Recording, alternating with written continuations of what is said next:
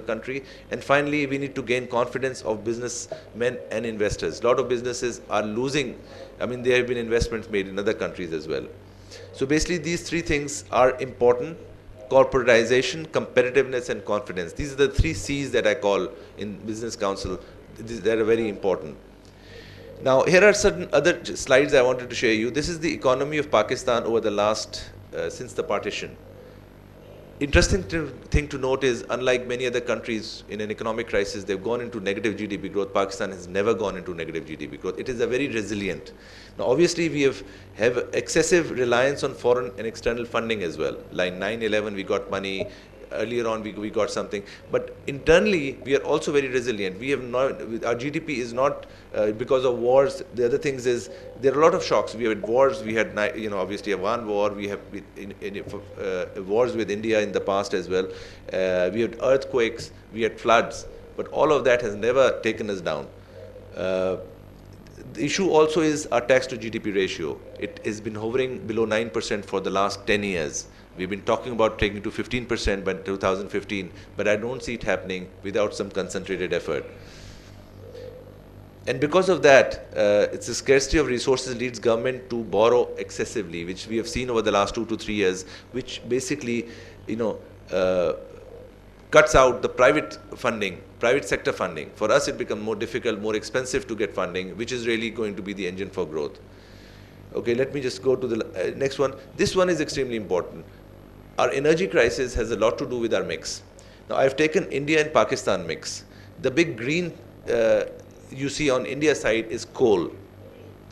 Pakistan is oil and gas basically, which is extremely expensive. And we should be using gas for other important purposes. And oil is imported, so we are exposed to the foreign currency.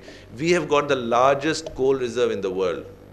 There is no reason why we should be dependent. We can reduce. In fact, they say that if you start making your energy through coal, it will reduce cost by 40% because your dollar, export. So these are things that we need to really work on. Now, where do we go from here?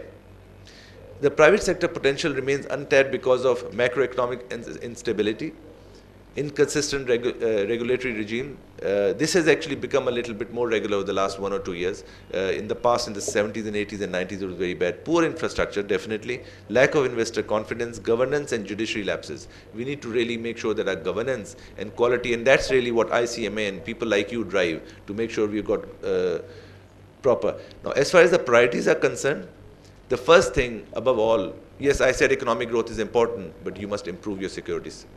You must have private companies coming to Pakistan, investing in Pakistan. I have not had an American company come into Pakistan for the last 10 years.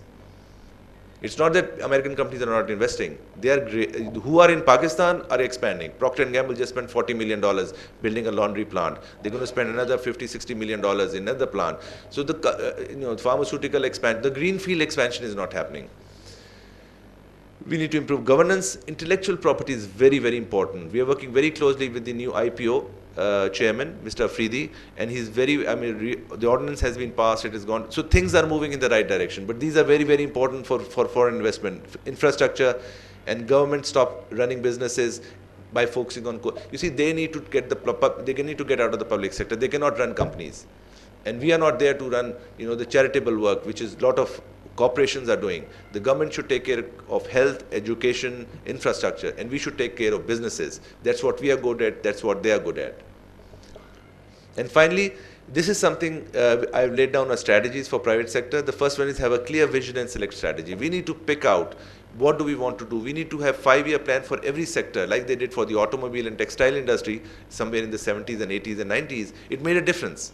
Like telecommunication, there was a clear strategy. And now you've got, I don't know, $6 billion which came in that industry. We need to do the same with FMCG. We need to do the same with the service sector, with the IT sector.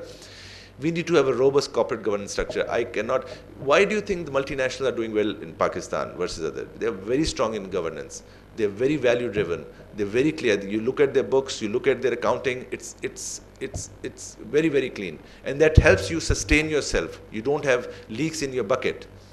And finally, conducive government policies and support. This, as ABC is concerned, American Business Council, we lobby with the government to help drive proper policies. Invest in human capital. Amazing, amazing potential here.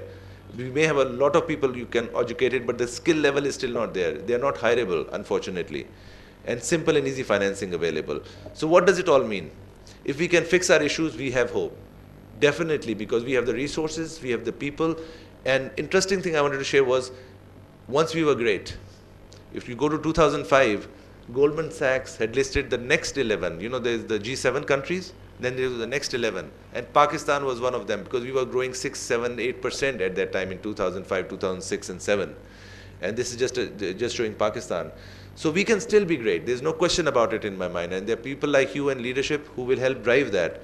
So at the end, I just want to say that private sector can drive disproportional growth. Unfortunately, time is running out, because every day counts, so we must act now. So that's basically, anyway, this is just some nice charts I like to make. This is thank you. If you have any questions, and I'm open for discussion. Thank you so much.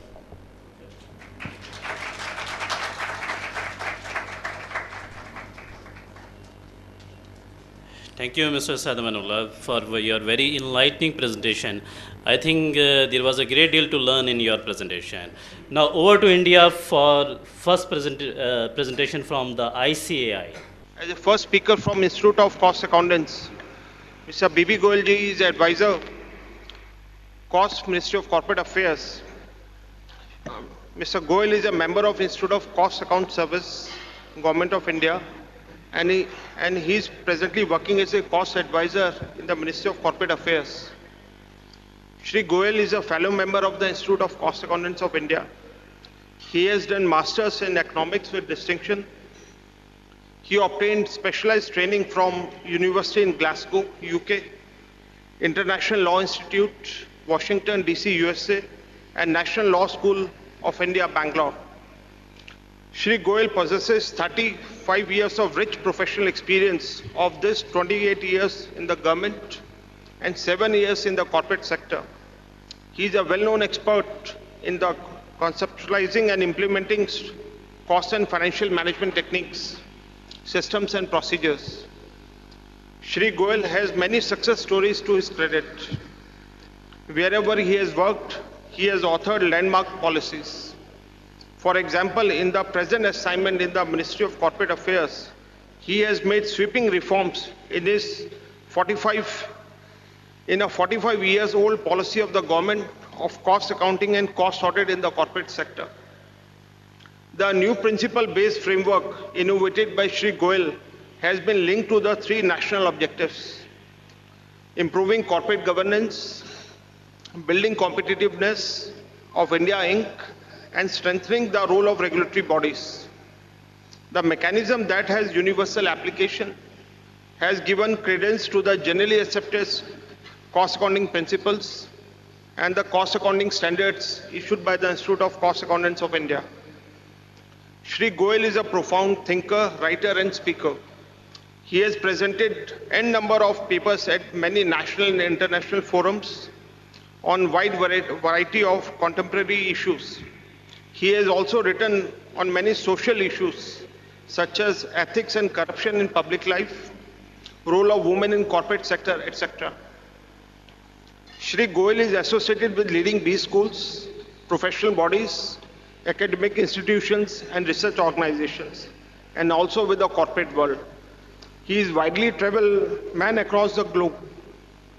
He loves reading, listening to classical music, and playing chess. Now, ladies and gentlemen, I invite Shri B.B. Goyalji.